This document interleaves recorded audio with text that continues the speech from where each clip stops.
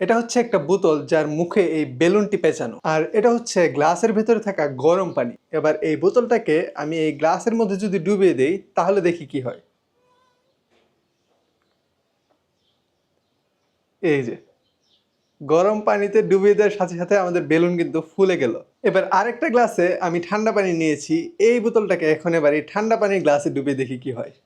এই যে ঠান্ডা পানিতে ডোবানোর সাথে সাথে বেলুন কিন্তু আবার চুপসে গেছে, কিন্তু পদার্থবিজ্ঞানের কোন নীতির কারণে এটাকে যখন আমি গরম পানিতে ডোবালাম তখন বেলুনটা ফুলে গেছিল, আর ঠান্ডা পানিতে রাখার ফলে সাথে সাথে বেলুনটি চুপসে গেছে। চলুন এর পিছনের ফিজিক্সটি জেনে নিই। এই বোতলের ভেতরে রয়েছে বায়ু, আর একে যখন আমি গরম পানিতে ডুবালাম তখন গ্যাসের অণুগুলো ছুটোছুটি করা শুরু করলো এবং প্রসারিত হয়ে একদম বেলুন পর্যন্ত ফুলে গেল। কারণ আমরা জানি তাপ দেওয়ার ফলে পদার্থের প্রসারণ ঘটে, সেটা কঠিন পদার্থে সবচেয়ে কম প্রসারিত হয়, তরল পদার্থ তার চেয়ে একটু বেশি প্রসারিত হয়, আর গ্যাসীয় পদার্থ সবচেয়ে বেশি পরিমাণে প্রসারিত হয়।